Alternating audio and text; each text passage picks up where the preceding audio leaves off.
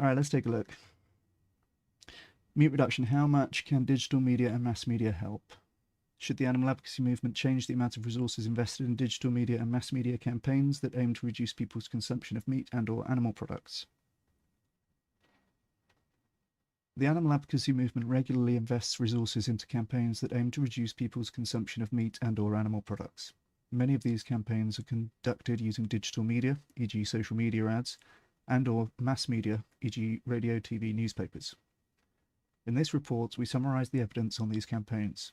We conduct a cost-effectiveness analysis, drawing on the high-quality scientific studies that have been published over the past few years.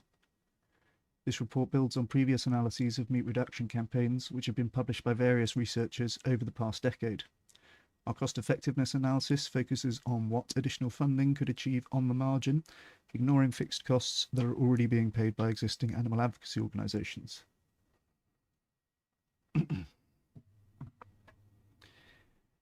We address three main questions. These questions and our current view on them are as follows. What impact, depending on the quality of this executive summary, we might not read the whole paper. Maybe we can read parts of it. Number one, what impact might these campaigns have on the lives of animals? Given the scientific evidence we have available, our best guess is that these campaigns spare 3.7 animals per dollar. There is significant variance in our estimate. It's very possible that these campaigns actually have zero impact, and it is somewhat possible that the campaigns have an impact that is several times higher than our best guess estimate. Our best guess estimate is in rough agreement with the cost effectiveness estimated by previous researchers. Well, that's always reassuring. We erred towards the conservative side when producing our calculations, so that there are several important choices. There are several important choices we made with which reasonable researchers could disagree. Crikey, try saying that 10 times fast.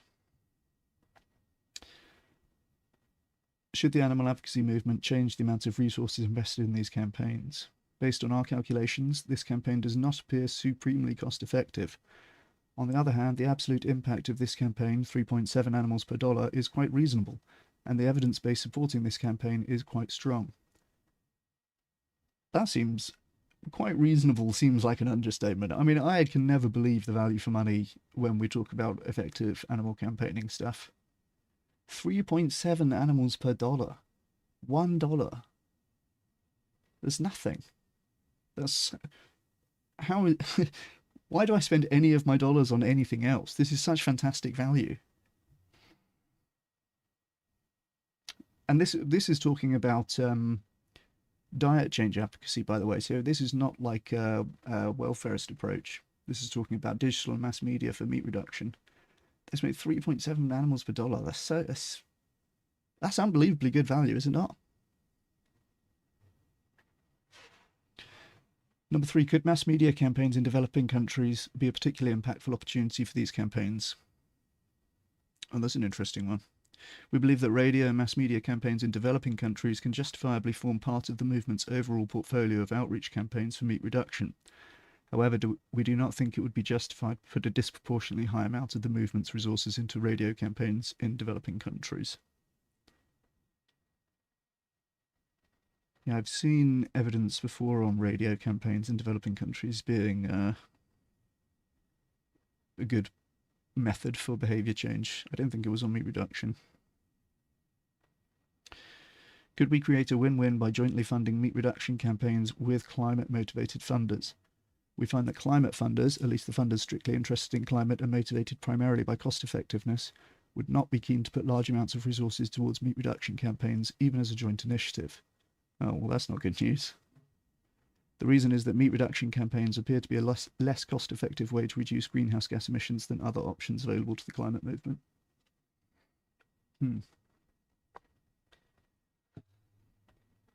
Yeah, I can believe that.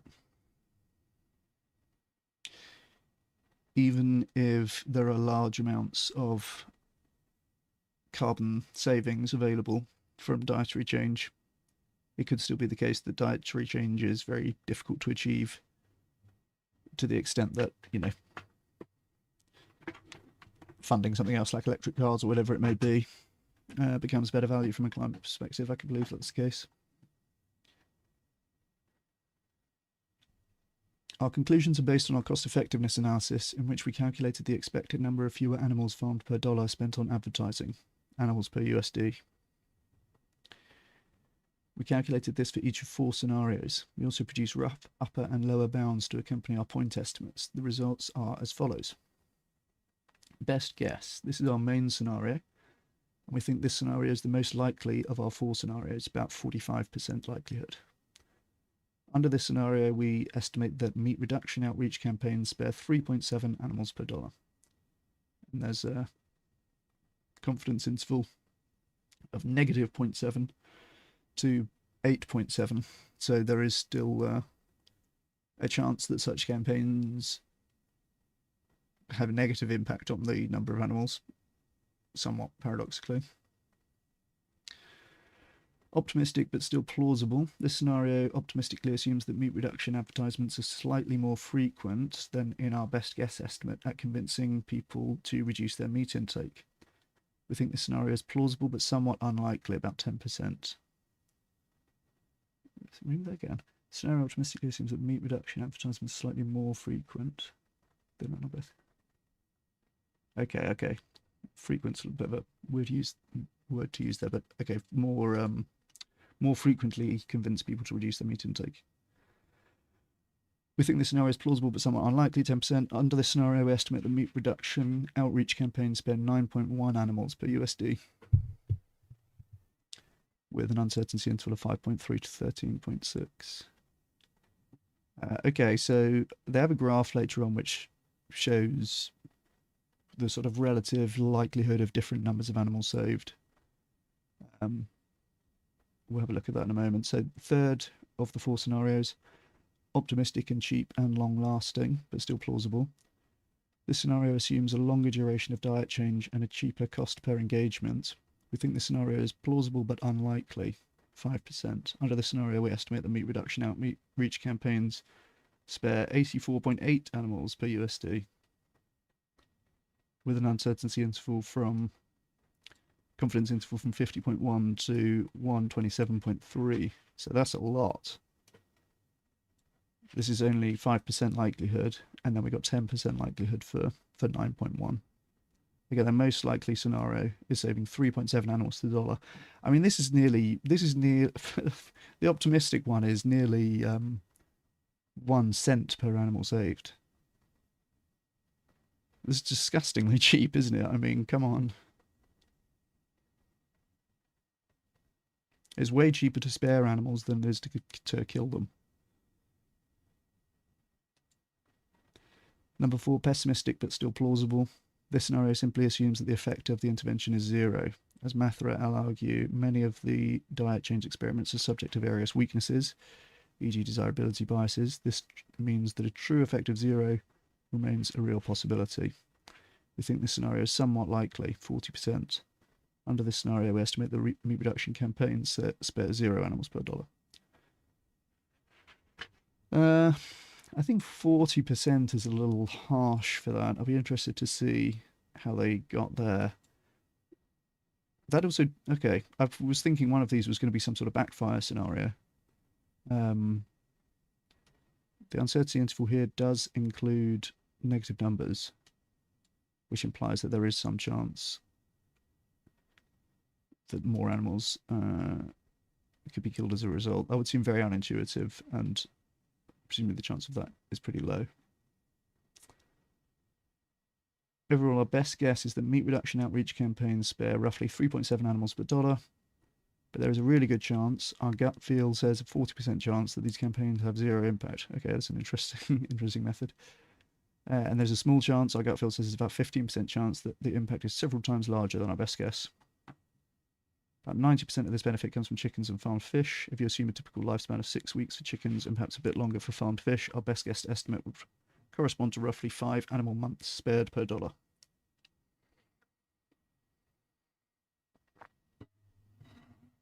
That's an interesting metric as well.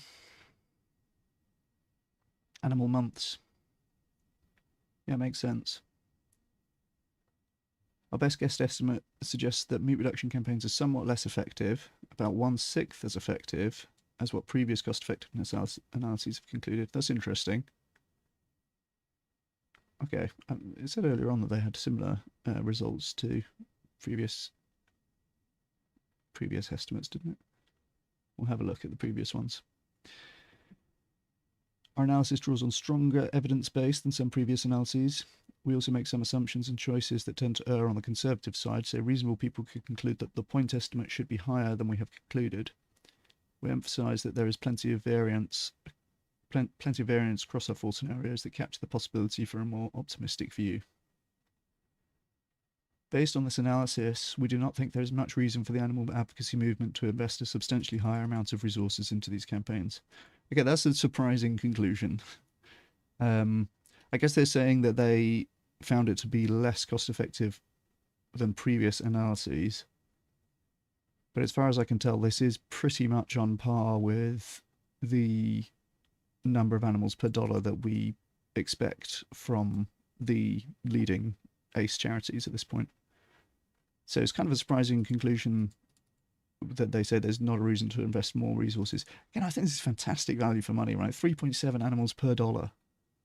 And perhaps as many as 85 animals per dollar. I mean, come on. The movement will probably continue funding these campaigns at roughly the current level of investment for the foreseeable future, so it's probably worthwhile for the movement to fund a few more studies following the recommendations made by Mather et al. In the conclusion to their recent experimental report. In that report, Mather et al. Found that the existing studies may be systematically overestimating the effects of meat reduction campaigns, and they recommended that experimental studies be conducted in a way that measure actual consumption with a sufficient sample size while minimizing social desirability bias. I'm not gonna lie, we have a pretty good study coming out on this, where we got data from a data vendor which is based on the till data from supermarkets.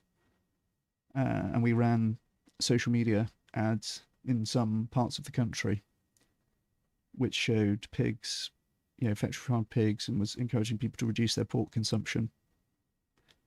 And we did find lower pork sales in those regions of the country where we ran the ads, which is quite cool.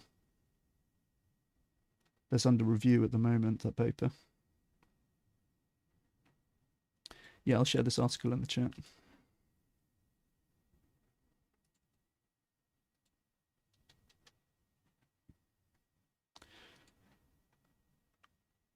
On the other hand, we've mainly discussed the evidence for one-off interventions. In these interventions, participants see a message or advertisement only one time. However, it is also possible for campaigns to use mass media with the intention of showing the same message to each person multiple times. Repeat exposure might have a larger effect size than one-off exposure. Okay, so, I mean, I think this is like fairly typical from what I've seen, where the results are quite impressive, and then the conclusion is not that, not as aggressive as I might think that it could be or want it to be. If I had done this and found, bloody hell, these campaigns spare 3.7 animals per dollar, I'd be shouting that from the rooftops. This is like quite a modest interpretation.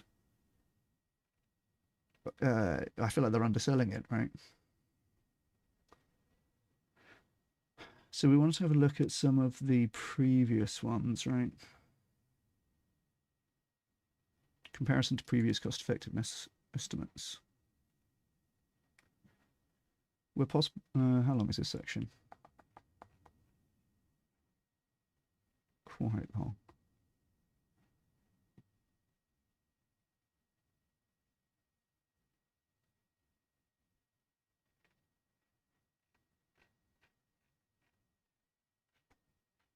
All right, let's have a look.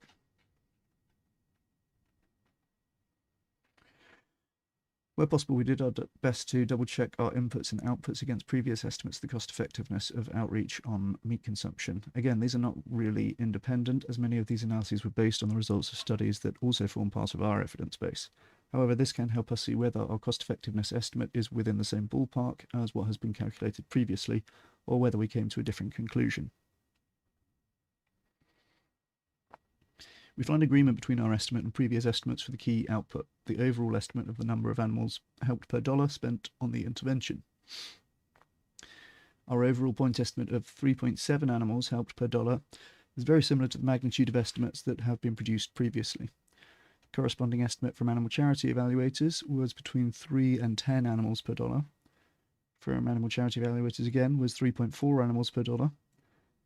From Wilderford was 3.1 animals per dollar. Okay, they are all bloody close, to be fair, aren't they? This one's got a bit of a range, but that is within the range. 3.7, 3.4, 3.1. Again, if I had done that, I would be shouting from the rooftops, right? Going, look how well this maps onto previous estimates. So again, that's kind of increasing my confidence in this as an approach.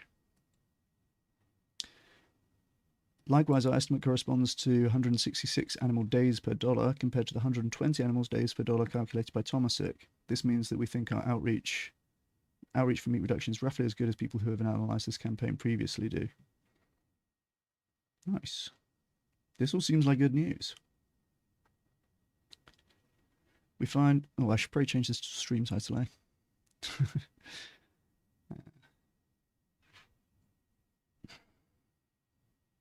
Let's do this. Okay, so there's some disagreement on 3 inputs, and they end up at the same output. Interesting.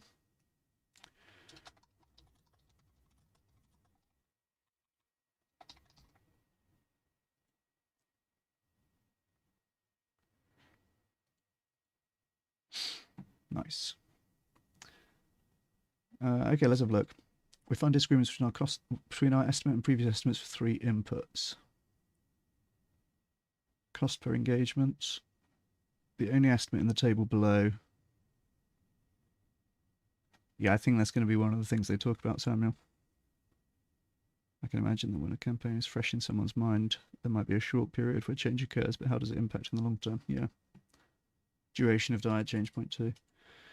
So look, cost per engagement. The only estimate in the table below that corresponds to online advertisements comes from the study by ACE. The original source for the cost per engagement in that study was ACE's evaluation of the Humane League's online advertisements for diet change, factory farming, and other topics. The spreadsheet supporting this analysis is available here, though the spreadsheet has since been updated for the 2023 analysis. In that spreadsheet, ACE calculates that the cost per person reached by THL's online ads are in fact either $0.007 or $0.345. These costs vary between the THL's campaigns. Okay, that's quite a big variance, isn't it? The cost that we use in our model, $0.03, somewhere between the two, based on the Facebook experiment detailed above, is well within this range. Therefore, we're comfortable using our estimate of 3 cents, despite the different estimates produced by ACE. Yeah, okay, that seems... Well, I mean, if it is this way lower one, that would make the impact way higher, right? Because they're going to be projecting from that. Therefore, how many people are you going to reach for $1? Okay, and then we've got percentage of people intend to change their behavior and duration of diet change. It's a bit weird to have these that way around, but okay. We use 1 year, increased to 3 years in one of our modeled scenarios. This parameter is subject to a large amount of uncertainty. The evidence for this input is pretty sparse. Some people think this input should be lower, e.g. a few months, and some higher, e.g. 3 to 4 years or more. I do think 1 year is low. If somebody does go vegetarian or vegan, the average, I believe, is between 4 and 7 years is the number that I have in my mind. Someone else has said between 2.5 and 6.5, so that's a similar range to me. We guess about 1 year, and we think anything lower than this is probably too pessimistic. We suspect that effects could even last about 3 years, but the evidence is too tentative to have a super high amount of confidence in this. Okay, so this is what I mean about the conservative estimates throughout, and that is generally a prudent thing to do if you're doing this sort of modelling. To take like lower end estimates, conservative estimates, say, oh, well, it could be up to more, but we're going to just say it's a year, even though it might well be 5 years or 3 years, right? that is a prudent thing to do because it, you know, when somebody goes and looks at your methods, as we're doing now, you kind of are more comfortable if they're saying, well, it's probably actually more impactful than they modelled, than if a critic was to say, it's probably way less impactful than you modelled, right? So that's why they do these kind of conservative estimates throughout. JLL et al. Show that effects can persist even after 3 years, though this study involved a long lecture rather than a short video. The meta-analysis by Mathra et al. Doesn't really show a decline in the effect over time, at least beyond the first 7 days. That said, the studies analysed by Mathra et al. At most follow-up times of only a few months.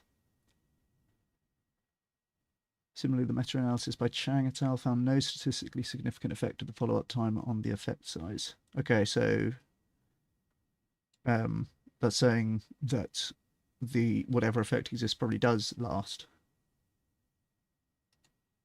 When thinking about vegetarianism specifically, animal charity evaluators concluded that the author's final 90% subjective confidence interval of the mean length of vegetarianism period for use in cost-effectiveness estimates of vegan advocacy, mouthful, is 2.5 to 6.5 years. The weakness of this estimate is that vegetarianism is different and involves more of a conscious and public commitment than simply reducing meat intake. Okay. This is where, again, I feel like it would have been helpful to have this percent of people who had changed their behavior first, because now it wasn't really clear to me that they weren't talking about vegetarianism. Surely reducing meat intake also includes people who go vegetarian or vegan.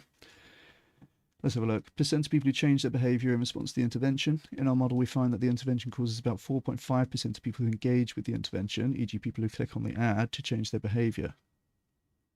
In contrast, Kaufman argued that expecting even 1% of people to change their behaviour because of the intervention is unrealistic. Our figure, 4.5% does seem high.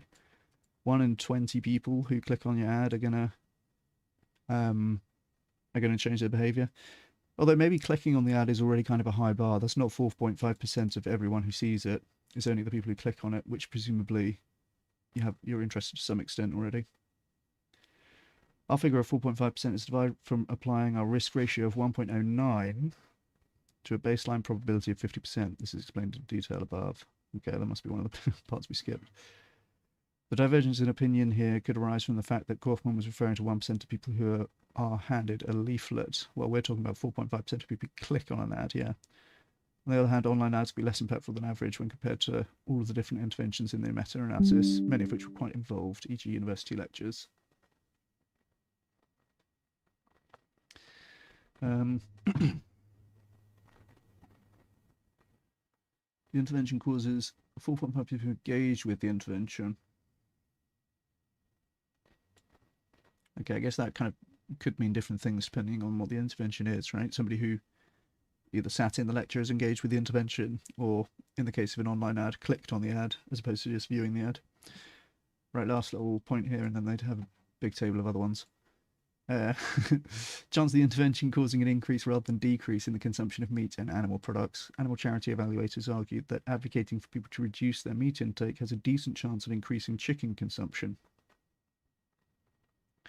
Specifically, they wrote that the estimated standardized mean difference from the meta-analysis was symmetrically distributed, with most of its probability mass on leaflets causing an increase in poultry consumption. We believe that this position is no longer justified. For example, the experimental study by Jalil et al. Found that when people ate less beef, they switched from beef towards veg rather than poultry and fish. Similarly, the meta-analysis by Mathra et al. Found that mean increases in meat consumption were quite rare, that this could mask instances where poultry increases but total meat consumption still decreases. They're talking about small body problem again there.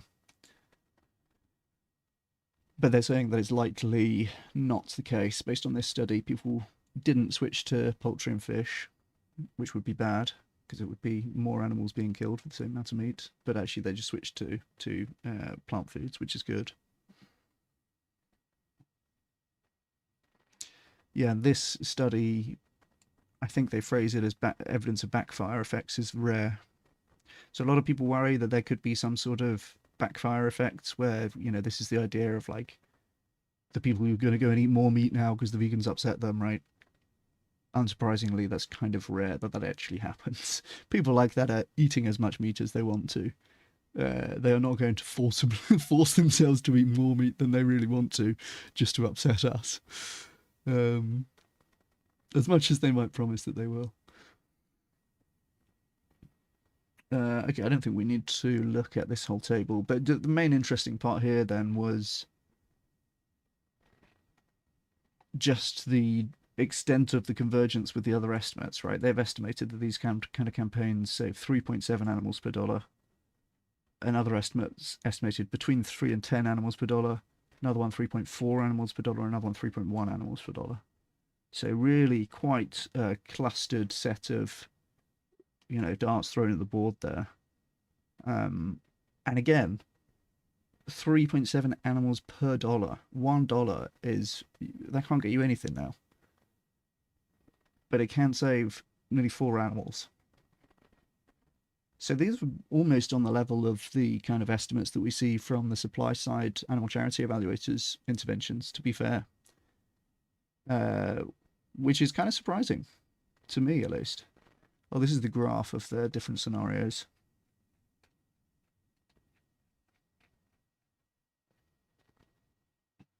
Moderate chance that the true effectiveness is 0. Could be harmful, but we doubt it. Most of our credence is centered on 3.7 animals per USD. It could have a much higher cost effectiveness, but we doubt it. I mean, again, I think their model is very modestly constructed. They have used pretty much the... Oh, okay, no, I guess there's somewhere in between. Well, the duration of diet change, I think 1 year is probably too conservative, honestly. And there's a lot of other sources here saying it could be, you know, 3 years, 2.5, 6.5 years. In which case, the animals saved per dollar would go to, yeah, if this went to 3 years rather than 1 year, it would go to about 10 animals per dollar, wouldn't it? Or over 10 animals per dollar, in fact. So the value for money in this stuff is just incredible. Let's see if there's any other sections of this that I want to have a look at. What organizations are doing this effectively? That'd be nice to know. Humane League.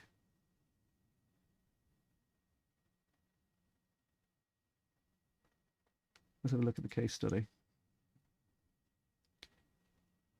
A leading organization that conducts vegan vegetarian outreach through digital media campaigns is the Humane League. This digital media campaign is only one campaign among THL's many. However, Animal Charity Evaluators has conducted a detailed review of this campaign in particular. THL's Veg Advocacy Program focuses on encouraging individuals to reduce their consumption of animal products.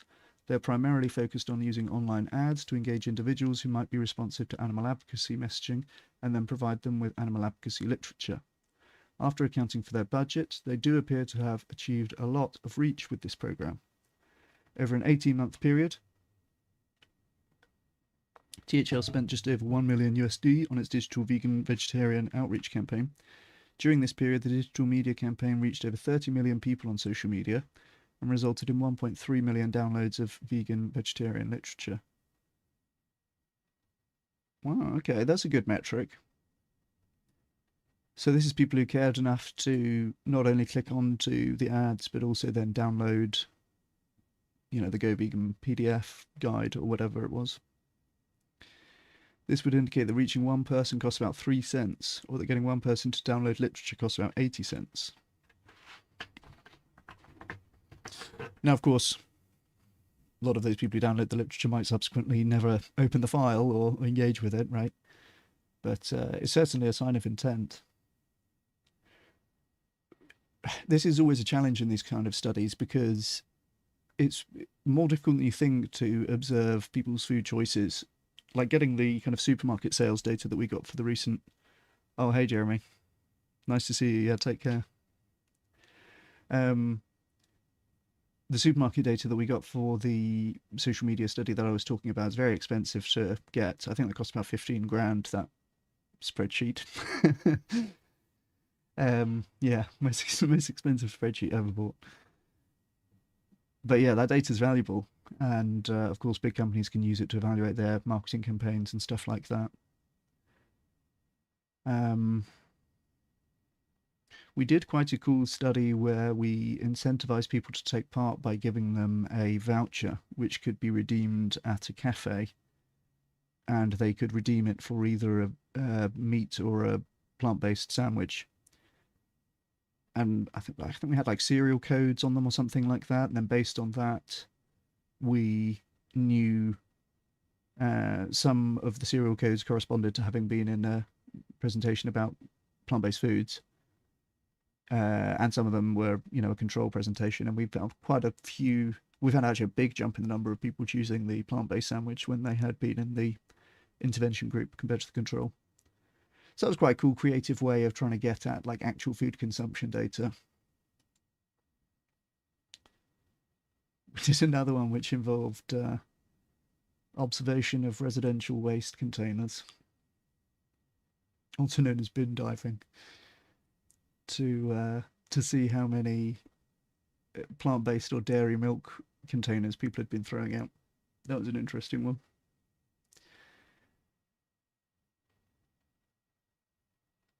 The campaign also achieved some broader accomplishments, though they are less relevant for our purposes. We have not corrected for these other accomplishments in the quick description of their costs and reach above, which means that this analysis is actually slightly biased against THL. Okay. So there's like other effects which were not directly related to people reducing their meat consumption. I wonder what that would be.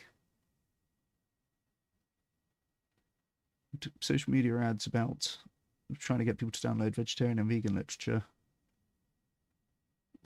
I can't imagine what other accomplishments that might have, but fine. Hey, Rebecca, good to see you.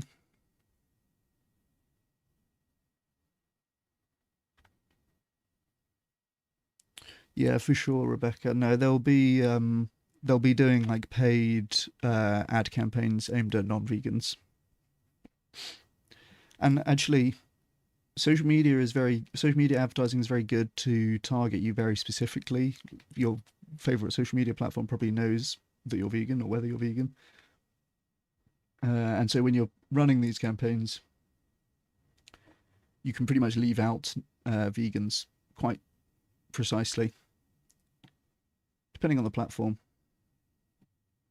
But yeah, no, these will be not to their existing followers who, as you say, will be mostly vegetarians and vegans already, right? THL is a large organisation and is a well-established part of the animal advocacy movement. We chose THL for this case study because of their status as a top charity as judged by animal charity evaluators. For these reasons, we would expect that a new animal advocacy organisation established to work on digital media campaigns may experience less reach than THL does currently, particularly as the new organisation scales.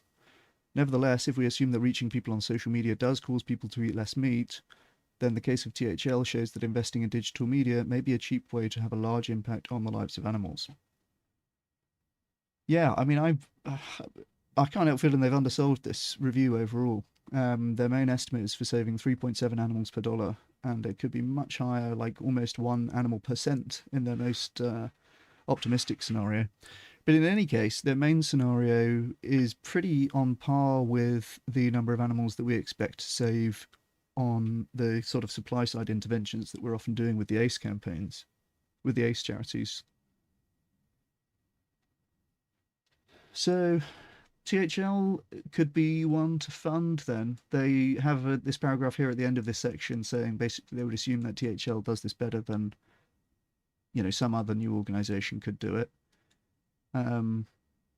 Which, yeah, I think they've given a reasonable justification for that, right? If they're proficient in these other ways, it's likely that they're also proficient at this task. Okay, I think we'll leave that one there.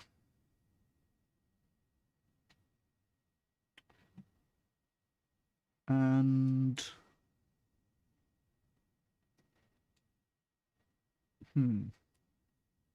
Got a few things that we could have a look at next.